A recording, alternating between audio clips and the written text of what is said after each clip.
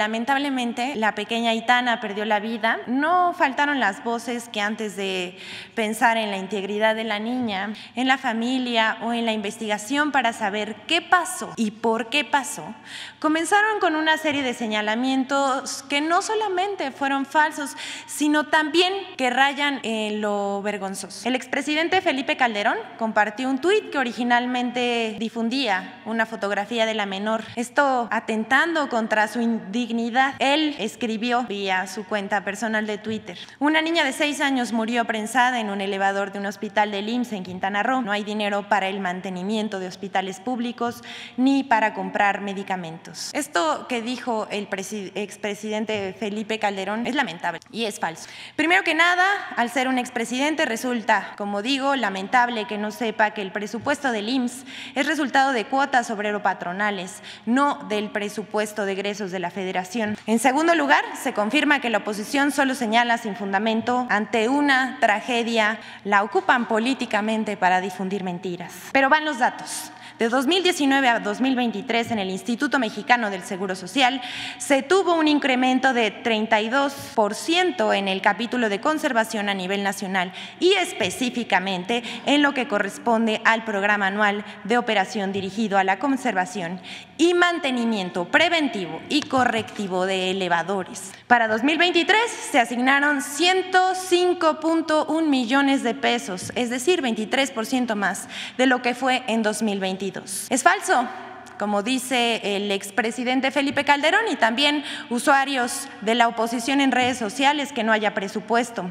Lo que no es falso es que ese hospital comenzó a operar en 2011, cuando Felipe Calderón era presidente de México.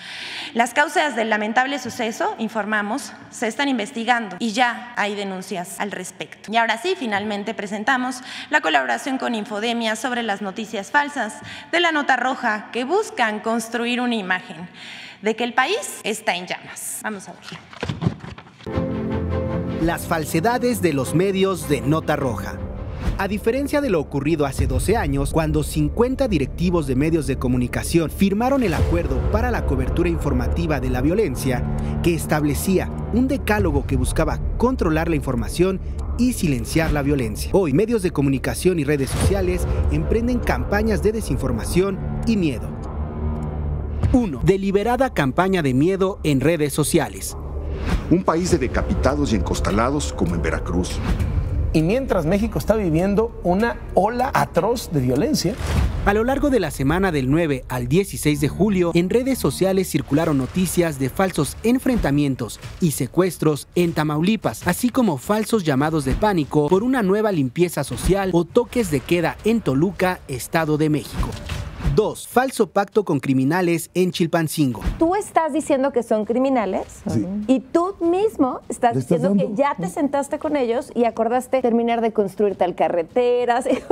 Políticos, expresidentes y medios de comunicación aseguraron que el gobierno federal y el gobierno de Guerrero habían pactado con criminales para liberar a 13 funcionarios públicos retenidos por manifestantes de Chilpancingo. Sin embargo, durante la Mesa de Paz y Seguridad en Guerrero, se sostuvieron reuniones con las autoridades municipales y ejidales para buscar la liberación de los servidores públicos. 3. Falso estado fallido. Nos estamos acercando a lo que se llama estado fallido. ¿Cierto? ¿Qué es un estado fallido? Un estado fallido es un estado donde no funcionan las instituciones. Comentaristas y dirigentes de partidos de oposición han asegurado falsamente que México es un estado fallido e insisten en retomar la guerra contra el crimen organizado, la misma política que provocó la escalada de violencia en el país, impulsada por personajes como Genaro García Luna, acusado en Estados Unidos por proteger al narcotráfico. Estos personajes ignoran que durante la actual administración el promedio diario de homicidios dolosos en México registra una tendencia a la baja del 17%. Además, programas sociales como Jóvenes Construyendo el Futuro ha logrado la reducción del 18% de la comisión de delitos de alto impacto en las localidades donde se aplica. 4. campaña de intervención extranjera. If President López Obrador invited the American military and our law enforcement personnel to come into Mexico and work with his, we could stop the cartels, couldn't we? Como parte de este ataque de desinformación, políticos estadounidenses con fines electorales han propuesto el envío de tropas de Estados Unidos a nuestro país para combatir al crimen organizado, llamado que han repetido políticos y comentaristas mexicanos. Incluso llegaron a sugerir la contratación de la milicia rusa conocida como Grupo Wagner. Infodemia. Es cuanto, señor presidente, que todos tengan un buen día. Buenos días, señor presidente. Y muchas gracias por el espacio para esta información de interés público. Si pueden, el pasado sábado pusimos en operación, se hizo la reapertura de 5 estaciones del tramo elevado de la línea 12 del metro. Se suma a las 9 que estaban ya puestas en operación del tramo subterráneo que comenzó a funcionar a principios de este año. Con esta suman 14 estaciones de un total de 20, es decir, es el 70% de toda la línea la que ya está funcionando. En el primer tramo había más o menos 100,000 usuarios. En el segundo tramo son también aproximadamente 100,000 usuarios que se incorporaron. Quiere decir que ya hay 200,000 usuarios en la línea 12 del metro y nos faltan 6 estaciones por reforzar y reabrir. Esto sucederá en diciembre de este año. Esto quiere decir que en diciembre de este año estará totalmente reabierta y totalmente reforzada toda la línea 12 del metro, desde Mixcoac hasta Tláhuac, que son las terminales. Por lo pronto me interesa subrayar, adelante, que en estas estaciones que ya están reabiertas, son 14, son 16 kilómetros, el tiempo de recorrido del total de estas 14 estaciones son 35 minutos, aunque cabe señalar que el tiempo de recorrido de las 5 estaciones del tramo elevado que se acaba de reabrir son solamente 15 minutos. Tenemos aproximadamente 200,000 pasajeros y hay 16 trenes operativos y 2 trenes de reserva con un intervalo de 4 minutos cada tren. Hasta hace unos días, el trayecto de las personas que se trasladaban de Periférico Oriente a el lugar donde está la estación Culhuacán era de 1 hora y media y ese tiempo se redujo a tan solo 15 minutos, lo cual significa una mejoría muy importante para quienes utilizan este medio,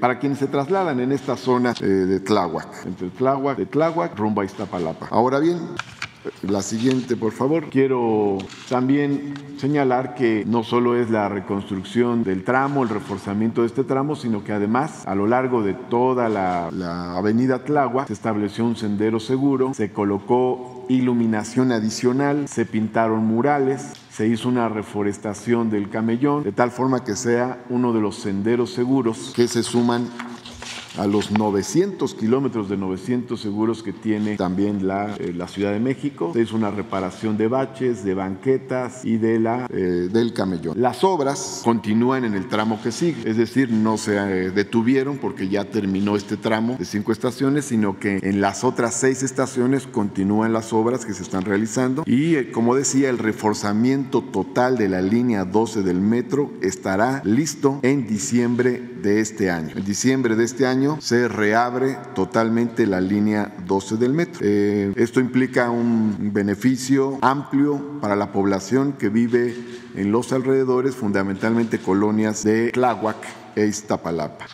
Este tramo ha sido reforzado por Carlos Slim, por la empresa Carso, tal como hubo el compromiso, y vamos a seguir trabajando en la parte que resta para que antes de que termine el año estemos haciendo la entrega total de la reapertura de toda la línea 12 del metro. Sigue trabajando intensamente las áreas que correspondan para que esté listo para los habitantes de la Ciudad de México el uso total de la línea 12 del metro. Gracias, señor presidente. Con su permiso, señor presidente, buenos días a todas y a todos. A continuación, vamos a informar los trabajos y el avance del reforzamiento y rehabilitación de la línea 12. La línea 12 del metro tiene un total de 23 kilómetros. De estos, 9.5 kilómetros son en túnel. Este túnel también se rehabilitó y se abrió a la operación en enero de este año. Después viene un tramo elevado que tiene una parte de concreto y otra parte de acero. La parte que estamos interviniendo y en la cual hubo el accidente es el tramo metálico, que tiene 6.7 kilómetros y son 260 claros. Por claros me refiero a la distancia entre columna y columna. Adelante. ¿Quiénes han participado? En un primer momento entró el Colegio de Ingenieros Civiles a hacer una inspección física para determinar el estado que guardaba la parte que quedó en pie. Y a partir de esta inspección y determinar que no había un alto riesgo, se convocó y se integró un comité técnico asesor, que son ingenieros expertos especializados en estructura y con reconocimiento nacional e internacional. Este equipo es quien desarrolla el proyecto conceptual y ejecutivo. A partir de que se tiene el proyecto, se inicia el proyecto de la fabricación y por lo tanto ya el proceso de reforzamiento. También participa la Universidad Autónoma de Nuevo León por la especialidad que tiene en temas de estructuras metálicas y de soldadura. Trabaja la empresa Sixa, que es parte del grupo Carso, del ingeniero Slim, que es quien se comprometió y ofreció al reforzamiento de toda esta línea. Ellos están llevando la estructura a cumplir con el reglamento actual de construcciones, que tiene solicitaciones, es decir, demandas de fuerzas que tiene que resistir superiores a cuando fue construida en el 2004. Y finalmente el Gobierno de la Ciudad de México, que para evitar conflicto de intereses, tiene bajo su responsabilidad a los directores responsables de obra, al corresponsable en seguridad estructural, al proyecto ejecutivo y la empresa de evaluación de seguridad y operación. A continuación, ¿sí? Aquí una descripción de en qué consisten estos trabajos. Estamos hablando de haber hecho un levantamiento topográfico de alta precisión. Aquí había que empatar el reforzamiento con la estructura existente y cada uno de los tramos es distinto. La precisión, la tolerancia que tenemos es de 5 milímetros, es decir, se requería un trabajo muy detallado que llevó a la fabricación de 14.300 planos de taller, que esto lo que nos permite es construir y fabricar 53,000 piezas de acero, cada una distinta, con precisión milimétrica, que tienen un peso de 16,000 toneladas. ¿Qué llevamos al día de hoy? Llevamos 155 claros concluidos de los 260. Estamos trabajando en 55 claros simultáneos y estaremos llegando a finales de este año a la totalidad de los claros reforzados. Adelante. Aquí una vista del antes y del después. Inicialmente se tenían 2 columnas, 2 traves y unos diafragmas. Esta es la vista de lo que había. Actualmente, con el reforzamiento y para llevarlo a resistir las demandas actuales del reglamento, es que se colocan otros puntales. Con esto reducimos la distancia que tiene que soportar la trave. Se colocan diafragmas horizontales, verticales, es decir, se colocan del orden de entre 60 y 90 toneladas de acero y esto le da una resistencia prácticamente del doble de lo que se tenía inicialmente.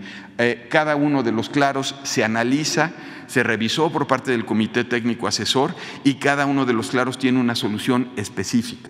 Y como pueden ver, bueno, pues es una labor de mucho detalle. La siguiente. El control de calidad es clave en estos procesos.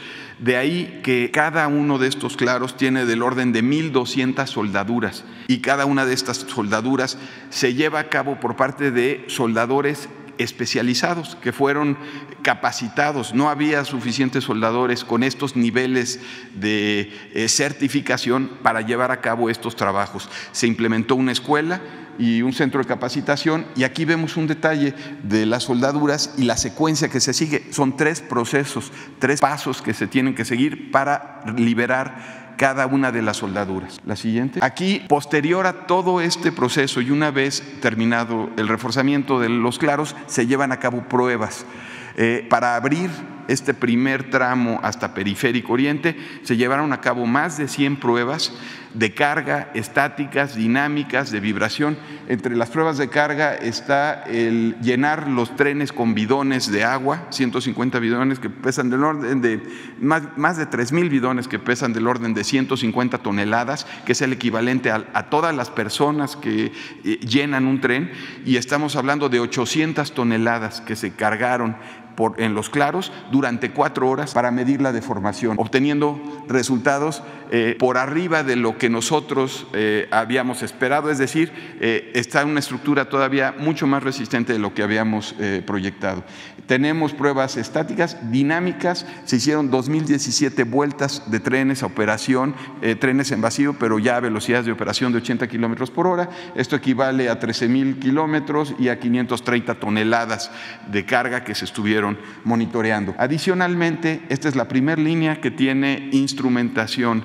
Hablamos de 19 aparatos que nos permiten ver deformaciones, que nos permiten ver cómo se mueve la estructura y que va a ser importante después de algún sismo, de algún movimiento, tener información de las condiciones en las que está. Y pues es cuanto. Gracias. Eso es toda la información. Vamos por aquí. Los tres, así nos vamos.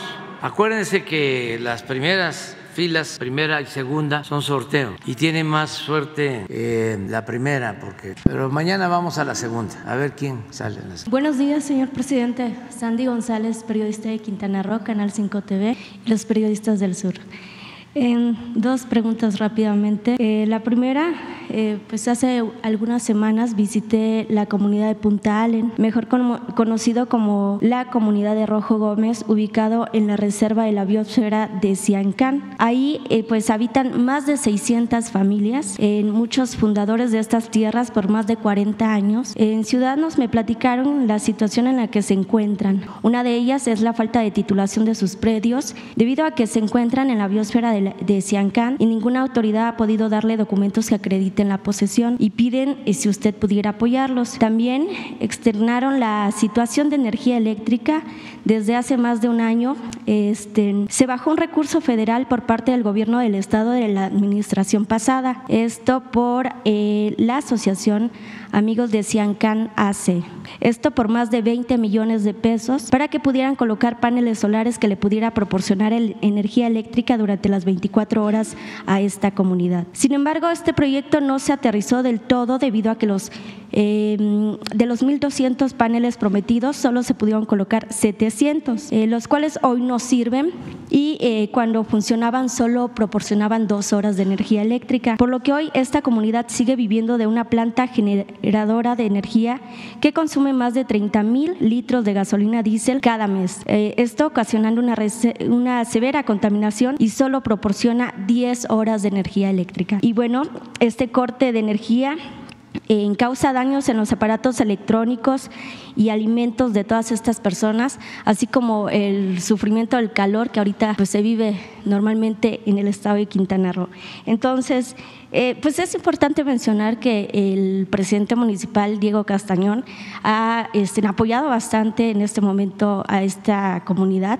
Inclusive se aprobó un presupuesto para la pavimentación de su carretera de 50 kilómetros, y esto con la ayuda de la gobernadora, pero sin embargo este programa de la asociación no se aterrizó del todo para que ellos puedan tener energía eléctrica. Esa es mi primera pregunta.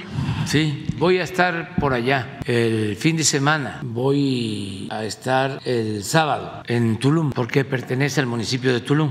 Así es, ¿no? Sí, así es. Entonces, de hecho, perdón. En los límites con el municipio de Carrillo Puerto. Así es. Me externaron igual una invitación para usted que pudiera visitar esta comunidad antes de finalizar su administración. Sí, sí.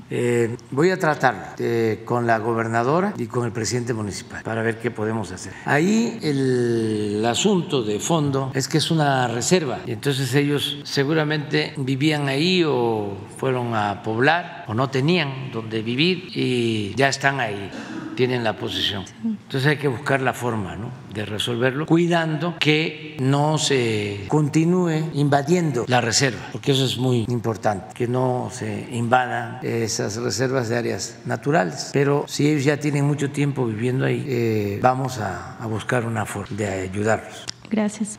Con las autoridades locales, con Mara y con el presidente municipal. Perfecto, muchas gracias. En segunda pregunta, pues vecinos del condominio de Green 16 de Poctapoc, en la zona hotelera de Cancún, pues me piden si pudiera usted intervenir en su situación, debido a que en el año 1990 un español de nombre Julián Román Ramírez de la Piscina Peña hizo tratos con el entonces director de la Fonatur, Orlando Arroyo, para comprar un terreno en Poctapoc de la zona hotelera de Cancún, donde construyó edificios para venderlos. Hoy, después de 38 años, no los escrituró a ninguno de los que lo compraron y de manera violenta pretenden desalojarlos de sus hogares, aun cuando estos departamentos ya están pagados en su totalidad y viven ahí más de 50 familias dentro de estos departamentos.